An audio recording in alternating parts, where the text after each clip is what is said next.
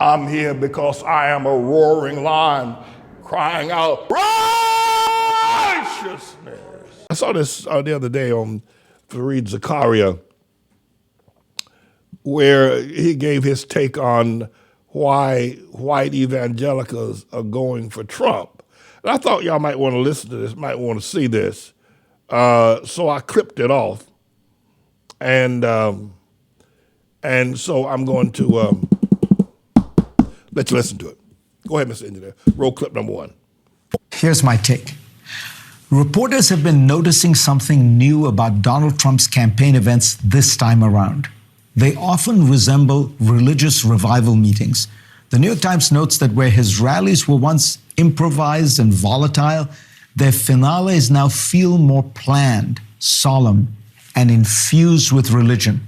The closing 15 minutes evokes an evangelical altar call filled with references to God. Trump is a shrewd reader of his supporters and has clearly seen what the data show. White evangelicals, who make up about 14% of the population, made up about 1/4 of voters in the 2020 elections, and about 3/4 of them voted for Donald Trump. Even more striking, of those white voters who attend religious services once a month or more, 71% voted for Trump in the 2020 election. Even similarly religious blacks, by contrast, voted Democratic by a 9-to-1 ratio. The key to understanding Trump's coalition is the intensity of his support among white people who are and who claim to be devout Christians. This phenomenon must be viewed against one of the most significant shifts in American life over the last 2 decades, the dramatic and rapid secularization of America. As I write in my book, Age of Revolutions, America was long an outlier among advanced industrial countries in that it remained religious. But around the 1990s, that began to change, and the numbers plunged after 2007. As the scholar Ronald Inglehart has shown, since that year, religious decline in America has been the greatest of any country of the 49 surveyed. By one measure, America today is the 12th least religious country on earth. In 1990... Pause there, if you can back it up for just a second. That is incredible. One of the reasons why I listen to Fareed Zakaria, even though he's way out there on a whole lot of stuff, but he's quite the intellectual in terms of a storehouse wealth of pertinent information. And we are, America is the 12th least religious. We're not, even though America claims to be a Christian nation, we're less religious than the UK.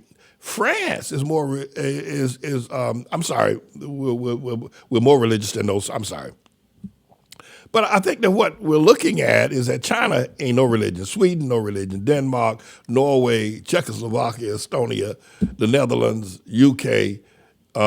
People in the UK don't care nothing about God. They turn all their churches into bowling alleys and supermarkets. France, the same thing, Japan, Australia, and then America. We don't care about, I was teaching a segment this morning, you should be in the Trust in the Lord hour, about how even with earthquakes, and floods, people still are not going to go and repent. America is not a religious nation.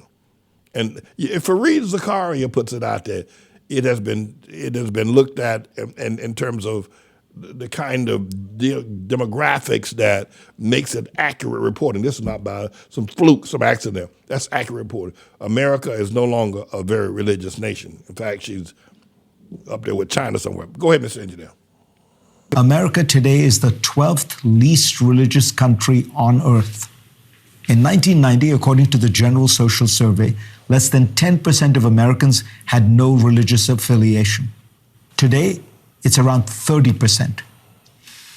Why this is happening is not easily understood, but some of it is probably that the onward march of science, reason, and skepticism has fueled secularism in most rich countries.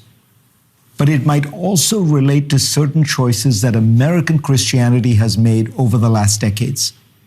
In his important work, American Evangelicalism, James Davison Hunter points out that evangelicals grew their numbers by adapting to an America that had become much less religiously observant and devout. The old Protestant fundamentalism had been filled with warnings against sin, heresy, Catholicism, adultery, divorce, materialism, and any deviation from strict Christian morality. But preachers like Jerry Falwell made the religion more user-friendly and less doctrinally demanding.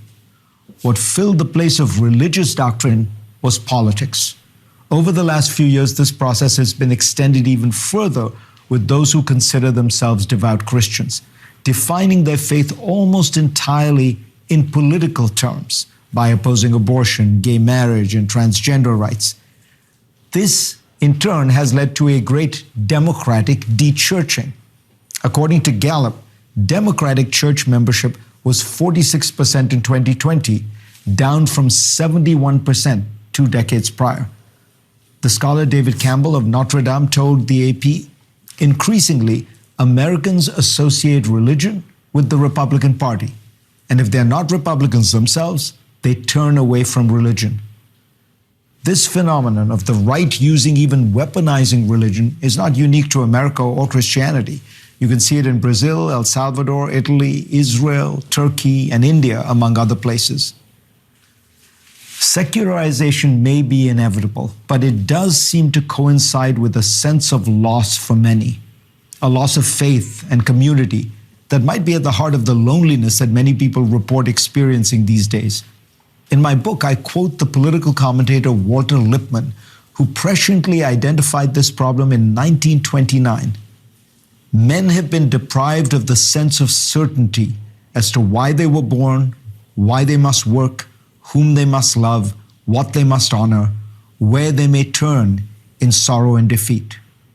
As I write in my book, into this void steps populism, nationalism, and authoritarianism.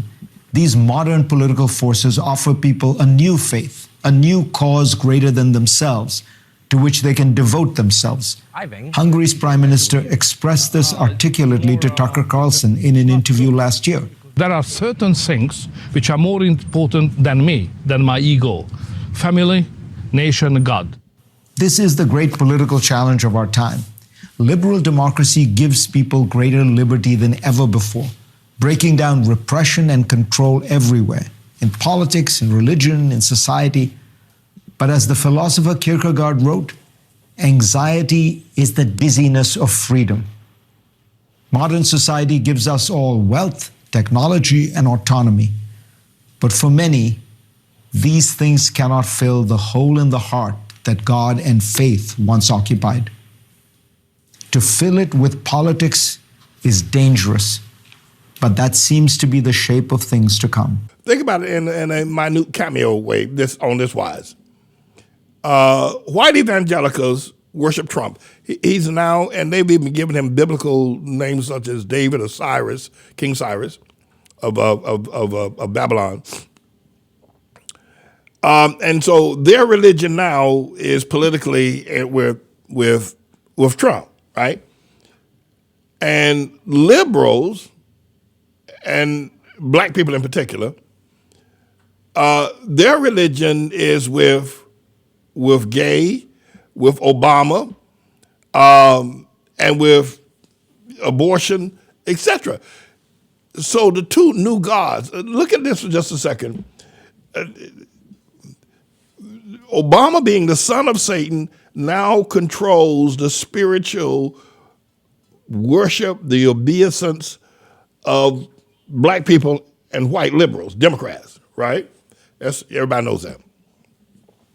But Tribulation Trump, who is the controller, the leader, if you will, of white evangelicals, he's now their king. He's now their deity. The white evangelicals do obeisance they bow down to Trump.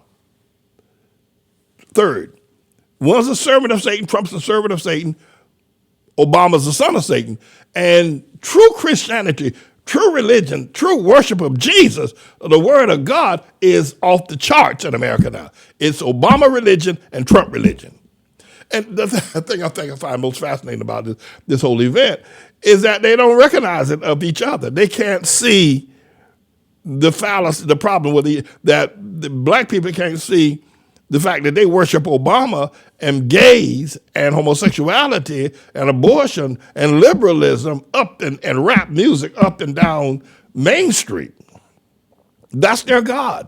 And you go to a black church, that's what they're going to be preaching, and they're going to be preaching Obama. It's what they're going to be preaching Jesus. They're going to be preaching Obama. They're going to be preaching gays. They're going to be preaching same-sex marriage. These damn fools sit up and I could probably, if that word damn is in the Bible, by the way. God, Jesus said, them that believe that are baptized shall be saved, and them that don't believe shall be damned. And don't you tell me which way to characterize it, under what context it belongs in. But it's sickening. See some Negro sitting up in the church. He's a deacon in the church, sitting up there talking about, well, if a man loves, he's Baptist, right? If a man loves another man, they ought to be able to get married, right? And then you got the white evangelicals, right? Southern Baptists, all that crowd, the old Jerry Falwell crowd, even the Charles Stanley crowd now sitting up in there, and W.A. Criswell crowd for that matter. By the way, that boy Paige Patterson, someone said Paige Patterson. Y'all know Paige Patterson? Somebody said he was funnier than a $3 bill. I don't know, and I'm not, I don't know. So let me just leave that alone.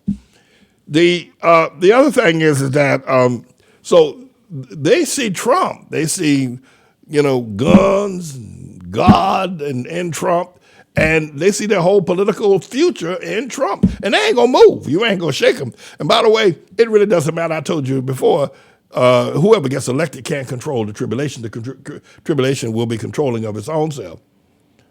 But this election ain't going to settle nothing. Come November, this ain't going to settle nothing. It ain't going to settle nothing. And by the way, let me pull your coat to this. If Trump happens to get elected, and right now he's ahead in the polls. Right now he's ahead in the polls mainly because Joe Biden, people just can't stomach him. Even though he'll let you have all the abortions you want, he'll let you marry all the men. In fact, Joe Biden may stand up just to be president. Joe Biden may stand up and say, we're going to get rid of the bigamous laws and if you're homosexual, and homosexual only, not straight, if you're homosexual, we will let you marry 3 men. Y'all can, we're just a vote for him, and people still ain't going to vote for him. They don't like Joe Biden, and I can understand why. Y'all look at him. So Trump may win. He's ahead in the polls now. And so, but if Trump wins, let me tell you something. You think that the assault on the Temple of Democracy on the 6th of January was something done only by, the white boys, right?